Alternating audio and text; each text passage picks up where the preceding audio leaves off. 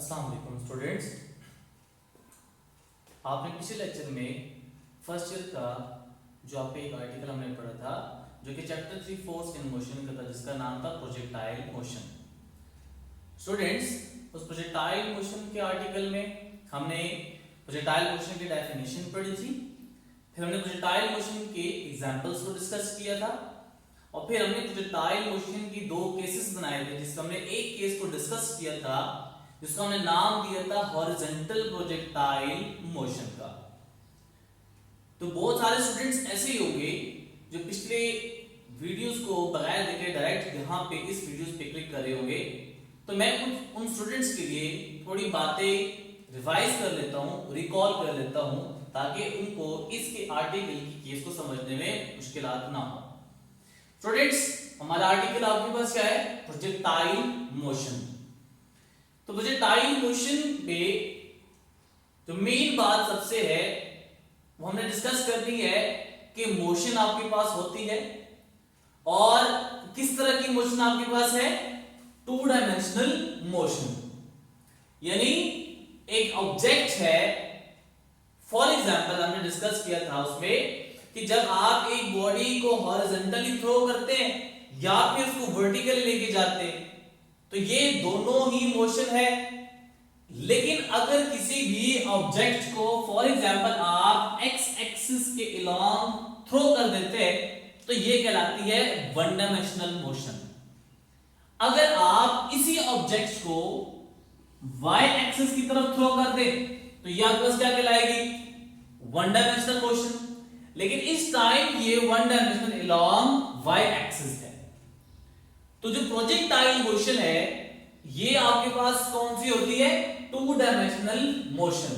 इसका मतलब है कि ऐसी मोशन होगी बॉडी की जो कि अलोंग एक्स एक्सिस भी मूव कर रहा होगा और अलोंग वाई एक्सिस भी मूव कर रहा होगा।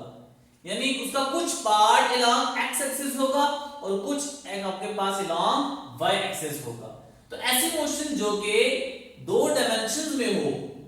और एक बात बड़ी इंपॉर्टेंट इसमें कि under constant acceleration due to gravity. और ये मोशन ऐसी होती है जिसमें वो सिर्फ कांस्टेंट एक्सेलरेशन के साथ मूव कर रहा होता है और वो किसकी वजह से मूव कर रहा होता है? ड्यू टू ग्रेविटी के। तो ये आपके पास थी definition of the projectile motion.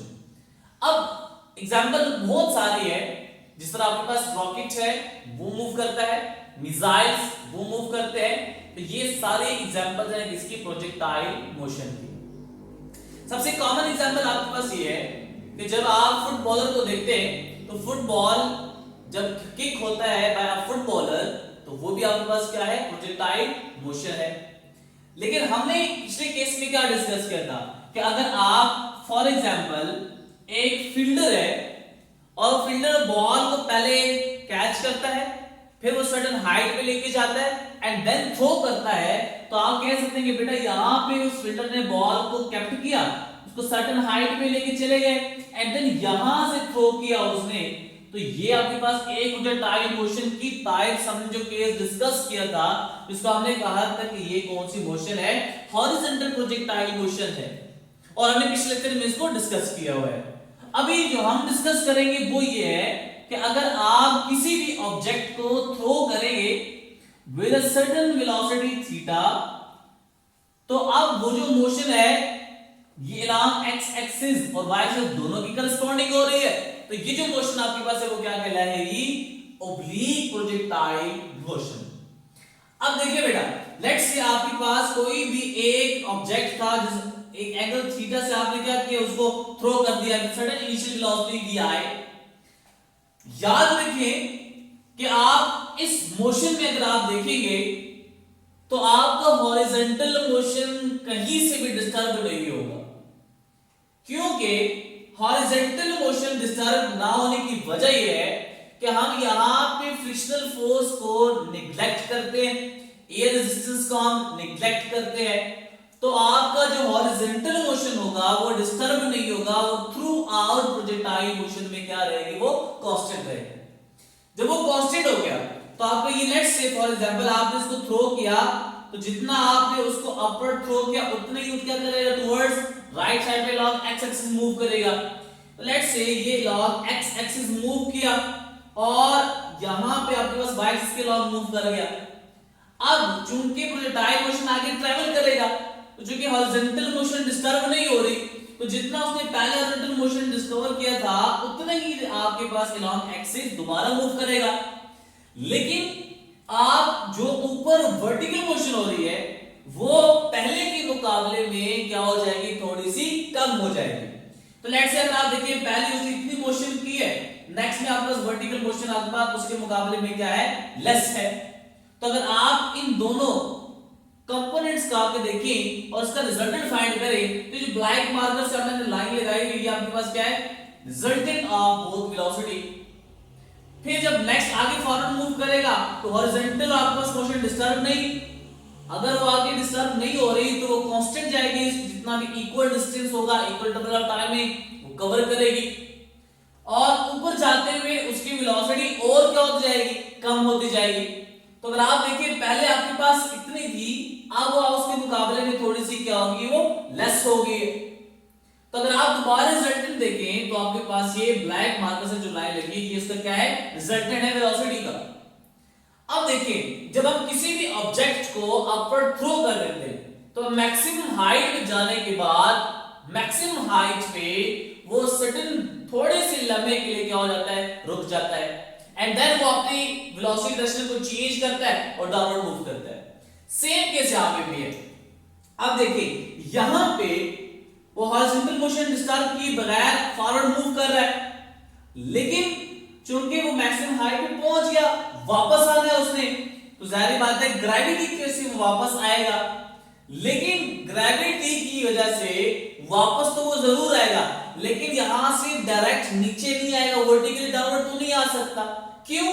इसलिए कि यहां पे उसका हॉरिजॉन्टल कंपोनेंट भी है, मैक्सिमम हाइट पे वो फॉरवर्ड भी मूव किए जा रहा है। तो अगर आप देखिए जो रेड मार्कर से लाइन है वो शो कर रही है कि हॉरिजॉन्टल मोशन आपके पास रोड क्या रही, सेम हो रही है। और थोड़ी सी अगर आप देखिए ये ब्लैक मार्कर से जो लगी हुई है इसको शो कर रही है इसको कि ये वर्टिकल मोशन आप हो रही है लेकिन टुवर्ड्स डाउनवर्ड डायरेक्शन पे। फिर आप रिजल्टेंट ड्रॉ करें इसका तो ये आपको रिजल्टेंट आ जाएगा। फिर नेक्स्ट पॉइंट पे वो पहले के मुकाबले में वर्टिकली मोशन ज्यादा करेगा। क्यों? क्योंकि ग्रेविटेशनल एक्सेलरेशन जब उसको अट्रैक्ट कर रहा है अपनी तरफ, उसकी स्पीड क्या होती जाएगी, बढ़ती जाएगी। और हॉरिजॉन्टल मोशन बाय डिस्टर्ब किया जा रहा है, तो दोबारा आप रिजल्टेंट ड्रॉ करें तो ये आपका रिजल्टेंट आ जाएगा। ये प्रोसेस रिपीट होता जाएगा और आपके पास ये लास्ट पॉइंट पे हिट कर देगा जमीन को, यानी ग्राउंड को। अगर आप देखें तो हॉरिजॉन्टल मोशन भी है, वर्टिकल मोशन भी है। तो आइए देखें कि पैरामीटर्स कौन कौन से यहां पे है वर्टिकल मोशन में और हॉरिजॉन्टल मोशन में। हॉरिजॉन्टल मोशन में हमने सबसे पहली बात क्या की कि एयर रेजिस्टेंस नहीं है, एयर फ्रिक्शन नहीं है। इसका मतलब है there is no force acting along the horizontal direction. जब आपका फोर्स ही वहां पे नहीं लग रही, इसका मतलब है कि वहां पे एक्सेलरेशन भी प्रोड्यूस नहीं होगा। इसलिए हमने कहा कि यहां पे एक्सेलरेशन अलोंग एक्स एक्सिस की वैल्यू आपके पास क्या है, 0 है। अब वर्टिकल मोशन को देखिए जरा। वर्टिकल मोशन पे जो असर या इफेक्ट हो रहा है वो किस चीज का हो रहा है, ग्रेविटी का। ये फोर्स ऑफ ग्रेविटी बेसिकली उसको क्या कर रही है, डाउनवर्ड मूव करा रही है, डिस्टर्ब कर रही है। अब उस फोर्स ऑफ ग्रेविटी की वजह से आपका जो value of the G gravitational acceleration है, और उस फोर्स ऑफ ग्रेविटी की वजह से हम ये कह सकते हैं कि अगर आपने इस इनिशियल वेलोसिटी के साथ उसको थ्रो किया है तो जाहिर बात है जो वर्टिकल भी मूव कर रहा है, हॉरिजॉन्टल भी मूव कर रहा है, उसके दो कंपोनेंट्स आएंगे वेलोसिटी के। एक आपके पास इनिशियल वेलोसिटी का कंपोनेंट होगा अलोंग हॉरिजॉन्टल मोशन और दूसरा आपके पास किधर होगा, अलोंग वाई डायरेक्शन में, जो कि वर्टिकल मोशन होगा। लेकिन चूंकि हॉरिजॉन्टल मोशन डिस्टर्ब नहीं हो रही, कांस्टेंट है, तो आपका कंपोनेंट अगर हम देखें तो जो इनिशियल वेलोसिटी की वैल्यू होगी अलोंग एक्स एक्सिस वही आपके पास क्या होगी, फाइनल वेलोसिटी की भी होगी। और याद रखिए फाइनल वेलोसिटी का हरगिज ये मतलब नहीं है कि इनिशियल जहां से आपने थ्रो किया वो इनिशियल हो गई और एंड पॉइंट पे जो आपकी वेलोसिटी है वो क्या है, फाइनल वेलोसिटी है। फाइनल वेलोसिटी ड्यूरिंग मोशन जिस पॉइंट के ऊपर आप लोकेट करना चाहेंगे तो वो आपके पास क्या होगी, उसकी फाइनल वेलोसिटी होगी। तो अगर आप देखिए इसकी कंपोनेंट्स बनाए तो आपका हॉरिजॉन्टल कंपोनेंट क्या बनेगा, vi cos थीटा, और वर्टिकल कंपोनेंट अगर आप देखें तो क्या बनेगा, vi sin थीटा। चूंकि यहां पे मोशन डिस्टर्ब हो रही है, वेलोसिटी वेरिएबल है, कांस्टेंट नहीं है, इसका मतलब क्या हुआ कि vi sin थीटा की जो वैल्यू है जो कि इनिशियल है वो आपके पास फाइनल वेलोसिटी के बराबर नहीं होगी। ठीक है, तो अगर आपकी ये बराबर नहीं है तो हमें क्या करना पड़ेगा, वो फाइनल वेलोसिटी को फाइंड आउट करना पड़ेगा जो कि अलोंग y डायरेक्शन में है। अब जो फाइनल वेलोसिटी कंपोनेंट हम फाइंड आउट करेंगे उसकी हेल्प हम कहां से लेंगे, फ्रॉम इक्वेशन ऑफ मोशन। और यहां पे हमारी फर्स्ट इक्वेशन ऑफ मोशन है वो है vf is equals to vi plus at। लेकिन चूंकि हम वर्टिकल मोशन की बात करें तो क्या बनेगा, final velocity along y axis is equals to initial velocity along y axis plus acceleration along y axis into time. तो इसमें आप पुटिंग करें तो ये बनेगा vfy is equals to vi sin theta minus gt। ये आपके पास कौन सा आ गया, वर्टिकल कंपोनेंट आपके पास आ गया वर्टिकल मोशन का जो कि फाइनल वेलोसिटी है। अब along x एक्सिस भी वेलोसिटी है, along y एक्सिस भी वेलोसिटी है। अगर हम रिजल्टेंट वेलोसिटी फाइंड करना चाहें तो हमारे पास फार्मूला है v is equals to vfx का स्क्वायर प्लस vfy का स्क्वायर का स्क्वायर रूट। अब आपकी बुक में लेकर देखें तो बुक में ये सिर्फ और ये वाला फार्मूला है और आपको कहा गया है कि इस फार्मूले के जरिए से हम फाइंड आउट कर सकते हैं फाइनल वेलोसिटी को। ठीक है, लेकिन अगर हम थोड़ा सा उसको फाइंड आउट कर लेते हैं कि उसकी फॉर्म क्या बनेगी, शेप क्या बनेगी। आप vfx की वैल्यू आपके पास है vi cos थीटा, आप इसमें यहां पुट करें, प्लस vfy की वैल्यू आपके पास है vi sin theta minus gt, उसका यहां पे वैल्यूज पुट करने के बाद उसका क्या है, स्क्वायर। तो आपको vi square cos square theta plus, अब देखिए a minus b whole square का फार्मूला है a square minus b square. अब देखिए a minus b whole square आपके पास है a square plus b square minus 2ab। So vi square sin square theta plus g square t square, और फिर आपके पास यहां पे क्या बनेगा, ये बनेगा आपके पास minus 2vi sin theta into gt। ठीक है, अब देखिए ये जो cos square theta plus sin square theta के साथ इनिशियल वेलोसिटी भी है तो यार इनिशियल वेलोसिटी हम कॉमन ले सकते हैं। आपके पास आएगा vi square into cos square theta plus sin square theta common आ गया, plus g square t square minus 2vi sin theta into gt आ जाएगा। अब हमें ट्रिग्नोमेट्रिक फंक्शंस के बारे में पता है, ट्रिग्नोमेट्रिक रेशियोज के बारे में पता है कि cos square theta plus sin square theta किसके बराबर होता है, 1 के बराबर होता है। तो ये आएगा v square plus g square t square minus 2vi sin theta into gt। तो ये आपके पास फार्मूला आ गया किसका, मैग्नीट्यूड ऑफ इंस्टेंटेनियस वेलोसिटी, यानी आप किसी भी पॉइंट के ऊपर उसके वेलोसिटी को फाइंड आउट कर सकते हैं। अब डायरेक्शन एंगल फाइंड करना है तो एंगल याद रखें यहां पे थीटा नहीं होगा बल्कि क्या होगा, फाई होगा। अब ये एंगल थीटा जो आपने सर्टेन वेलोसिटी के साथ उसको थ्रो किया था, जब वो x एक्सिस के साथ बना रहा था, ये वो है। और जो फाई आपके पास एंगल है वो आप किसी भी पॉइंट के ऊपर कोलोकेट करना चाहे तो वो एंगल आपके पास यहां पे क्या बन जाएगा, फाई है। सो tan phi is equals to vfy divided by vfx। आपकी बुक में सिर्फ ये फॉर्मूला लिखा हुआ है और कहा गया है कि हम इसको यूज करके फाइंड आउट कर सकते हैं, लेकिन हम इसको क्या करते हैं, थोड़ा सा मॉडिफाई करते हैं, सिंपलीफाई करते हैं। तो देखिए बेटा आपके पास vfy की वैल्यू है और vfx की वैल्यू भी मौजूद है, आप इसमें पुट करें, ये बनेगा tan phi is equals to vi sin theta minus gt divided by vi cos theta। अब हम डिनोमिनेटर में सिर्फ एक फैक्टर है और नॉमिनेटर में माइनस है, तो आप इसको बेटा स्प्लिट करके लिख सकते हैं, ये बनेगा vi sin theta divided by vi cos theta minus gt divided by vi cos theta। अब इनिशियल वेलोसिटी कैंसिल, ये बनेगा tan phi is equals to sin theta divided by cos theta, क्या बनेगा tan theta minus GT divided by VI cos theta. तो ये आपके पास क्या आ गया, एंगल, जिसको आप कह सकते हैं कि हम डायरेक्शन को फाइंड आउट कर सकते हैं किसी भी पॉइंट के ऊपर कि उस टाइम प्रोजेक्टाइल की डायरेक्शन कहां पे और कैसे है। तो ये कुछ बातें थी जो आपके पास किसके लिए थी, कि ऑब्लिक प्रोजेक्टाइल मोशन के लिए। अब हम जाते हैं थोड़ा सा एमसीक्यूज के बारे में, जो कि आपके पेपर पॉइंट ऑफ व्यू से और Indian test point of view से हेल्पफुल आपकी हो सकती है। तो पहले कुछ जो इंट्रोडक्शन से आपके पास एमसीक्यूज बन सकते हैं। पहला एमसीक्यूज ये है कि बॉडी ऑब्जेक्ट जो कि आपने थ्रो किया है, जो मूव कर रही है ड्यूरिंग प्रोजेक्टाइल मोशन, उस ऑब्जेक्ट को या फिर उस जो मोशन करने वाली बॉडी है उसको हम क्या कहेंगे, उसका नाम क्या आपके पास कहलाता है, प्रोजेक्टाइल।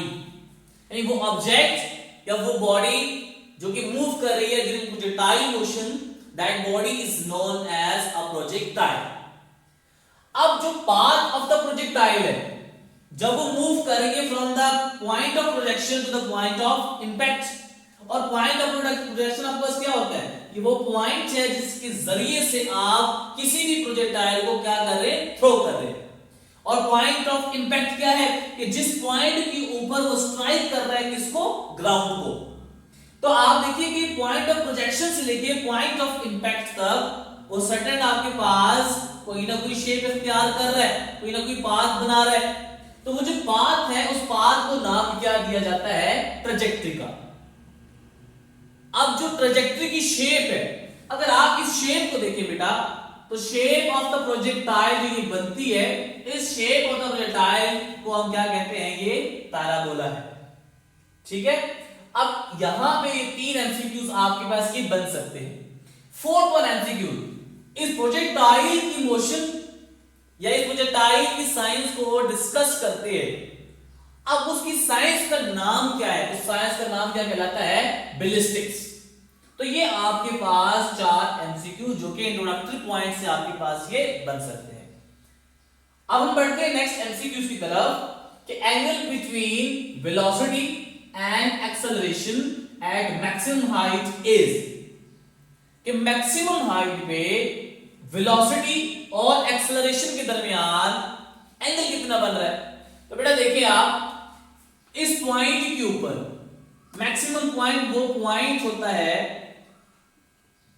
जो कि हाईएस्ट पॉइंट प्रोजेक्टाइल का होता है ड्यूरिंग मोशन। अगर आप इस देखें तो इस प्रोजेक्टाइल मोशन के हाईएस्ट पॉइंट के ऊपर जो एक फोर्स ऑफ ग्रेविटी लग रही है डाउनवर्ड डायरेक्शन में, और उसकी वजह से उसमें एक्सेलरेशन प्रोड्यूस हो रहा है जो कि हम नाम देते हैं कौन सा, ग्रेविटेशनल एक्सेलरेशन।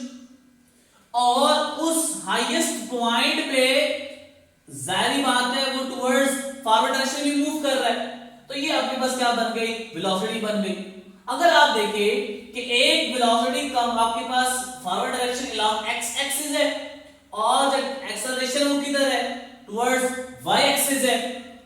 अब इन दोनों के दरमियान एंगल कितना बन रहा है, 90 डिग्री का। तो अगर इस ऑप्शन में देखें तो आपको जो ठीक ऑप्शन बनती है वो आपके पास क्या है, 90 डिग्री। ठीक है, नेक्स्ट एमसीक्यू देखते हैं, velocity at maximum height is, यानी मैक्सिमम हाइट पे उस प्रोजेक्टाइल की वेलोसिटी क्या होगी, 0, vi cos theta, vi sin theta and none of this. तो स्टूडेंट्स क्या करते हैं कि वो पिछले कॉन्सेप्ट को याद करते हैं, किसी बॉडी को जब हम थ्रो करते हैं अपवर्ड तो मैक्सिमम हाइट पे उसकी वेलोसिटी क्या हो जाती है, 0। तो वो ठीक कर लेते हैं ऑप्शन जो कि पहली है, जो कि अल्फा ऑप्शन है 0। याद रखिए, ये देखिए बेटा, मैक्सिमम हाइट पे अगर आप जरा गौर करें तो आपको वर्टिकल वेलोसिटी का कंपोनेंट तो 0 हो गया, लेकिन इस पॉइंट के ऊपर आपका प्रोजेक्टाइल हॉरिजॉन्टल डायरेक्शन में मूव किए जा रहा है। उसका मतलब क्या हुआ कि vertical component of velocity is 0 but horizontal velocity component is not 0। ठीक है, तो मतलब है इसका मतलब क्या हुआ कि आप अगर आप देखें इस 0 के बराबर अगर नहीं है तो हमें ये भी पता है कि ड्यूरिंग मोशन हॉरिजॉन्टल वाली मोशन जो आपके पास है, चाहे इनिशियल हो या फाइनल हो, वो किसके बराबर आपके पास हो सकती है, vi cos थीटा। तो हाईएस्ट पॉइंट के ऊपर अगर आप देखें तो ठीक ऑप्शन आपके पास जो बनती है आपके पास क्या है, वी आई कॉस थीटा। ठीक है, नेक्स्ट एमसीक्यूज देखते हैं। Velocity at highest point of projection becomes half of its initial velocity. कि मैक्सिमम हाइट पे आप बताएं कि किस एंगल के ऊपर उसकी इनिशियल वेलोसिटी का हाफ बन जाए। तो अगर आप अभी हमने देखा कि मैक्सिमम हाइट पे आपकी जो वेलोसिटी है वो कौन सी है, वी आई कॉस थीटा, और इनिशियल वेलोसिटी आपके पास क्या है, वी आई। तो कहते हैं इनिशियल वेलोसिटी के हाफ में मैक्सिमम आपके पास क्या बनेगी, किस एंगल के ऊपर बनेगी। तो सॉल्व करते हैं इसको। Velocity at highest point at the top is equal to initial velocity और हाफ, गिवन कंडीशन है। और हाईएस्ट पॉइंट पे आपके पास जो वेलोसिटी होती है वो क्या होती है, V I cos of theta which is equal to V I divided by 2। ये इनिशियल वेलोसिटी से कैंसिल, ये बनेंगे cos theta is equals to 1 divided by 2। तो theta is equals to cos inverse of 1 divided by 2। और हमें ये पता है कि cos इनवर्स 1/2 किसके बराबर होता है, theta is equals to 60 degree. तो जो आपके पास इस ऑप्शन में ठीक ऑप्शन बनती है, जो करेक्ट ऑप्शन है वो आपके पास क्या है, 60 डिग्री। नेक्स्ट एमसीक्यू आपके पास क्या है, at what point velocity of the projectile is 0। कि किस पॉइंट के ऊपर आपकी प्रोजेक्टाइल की जो वेलोसिटी है वो 0 होती है। पहला आपके पास क्या है, पॉइंट ऑफ प्रोजेक्शन, बी है highest point, C both that is A and B option, and D at no point. अब हम देखिए बेटा कि अगर हम देखें कि पॉइंट ऑफ प्रोजेक्शन पे जरा देखें तो उस टाइम हम उसको थ्रो कर रहे हैं तो सडन वेलोसिटी हम देनी पड़ेगी। इसका मतलब है यहां पे उसकी वेलोसिटी 0 पॉसिबल नहीं है। फिर आप देखिए पॉइंट ऑफ इंपैक्ट के ऊपर, जब वो ग्राउंड को स्ट्राइक करेगा तो जाहिर बात है वो एकदम से रुक तो नहीं सकता, वो आपके पास यहां से एक जंप लगाएगा फिर से कहीं रुकेगा, यानी फिक्स पॉइंट के ऊपर वो स्टेशनरी नहीं हो सकता। तो पॉइंट ऑफ इंपैक्ट के ऊपर आपके पास यहां पे भी नहीं हो सकता। हाईएस्ट पॉइंट के ऊपर अभी हमने डिस्कस किया कि दो कंपोनेंट्स होते हैं, एक वर्टिकल वेलोसिटी कंपोनेंट और एक horizontal velocity component. Highest point के ऊपर आपको वर्टिकल कंपोनेंट तो 0 हो जाता है, लेकिन हॉरिजॉन्टल कंपोनेंट तो 0 नहीं होता। इसका मतलब क्या हुआ कि ड्यूरिंग प्रोजेक्टाइल मोशन में कहीं पे भी आपकी वेलोसिटी 0 नहीं होगी। तो इसमें जो आपके पास करेक्ट ऑप्शन बनती है वो आपके पास क्या है, एट नो पॉइंट। यही एमसीक्यू आपके पास ये आ सकता है कि at what point the vertical velocity of the projectile is 0। कि किस पॉइंट के ऊपर आपकी वर्टिकल वेलोसिटी 0 हो जाती है। तो आप उसको अगर आप देखें कि point of projection, highest point, both at no point, उस टाइम पे आपको जो ठीक ऑप्शन बनेगी वो क्या बनेगी, हाईएस्ट पॉइंट बनेगी। अब इसी कांसेप्ट से एक क्वेश्चन आपके पास आ सकता है, वो क्वेश्चन ये है कि बेटा आप ये कह सकते हैं कि is kinetic energy of a projectile is 0 during a projectile motion. अगर प्रोजेक्टाइल मोशन में कहीं भी या किसी भी पॉइंट के ऊपर प्रोजेक्टाइल की काइनेटिक एनर्जी 0 हो सकती है, नहीं 0 हो सकती। क्यों? क्योंकि वहां पे देखें तो हमने अभी डिस्कस किया, यहां पे वेलोसिटी 0 नहीं पॉसिबल, इंपैक्ट पॉइंट के ऊपर आपके पास वेलोसिटी 0 नहीं पॉसिबल, हाईएस्ट पॉइंट के ऊपर वर्टिकल तो 0 होती है लेकिन हॉरिजॉन्टल 0 नहीं होती। इसका मतलब क्या हुआ कि kinetic energy is equals to आपके पास होती है हाफ mv²। और यहां पे आपको देखिए रिजल्टेंट वेलोसिटी के कितने कंपोनेंट्स हैं, 2। ये बनेगा vf भी आपके पास है और v आपके पास ये क्या है, x भी है, दोनों कंपोनेंट्स हैं। तो अगर वर्टिकल को आप 0 कर दे, लेकिन अगर आप हॉरिजॉन्टल 0 ना करें तो काइनेटिक एनर्जी भी वहां पे 0 की पॉसिबिलिटी नहीं है। तो ये कुछ आपके पास इंपॉर्टेंट पॉइंट्स और इंपॉर्टेंट आर्टिकल आपके पास था जो कि प्रोजेक्टाइल मोशन था। नेक्स्ट लेक्चर में हम डिस्कस करेंगे time of flight, horizontal distance अगर आप देखें जिसको हमने कहा रेंज, और मैक्सिमम हाइट की डेरिवेशंस करेंगे। उम्मीद है आपको ये लेक्चर समझ आया होगा। तब तक नेक्स्ट लेक्चर हम के लिए अल्लाह हाफिज।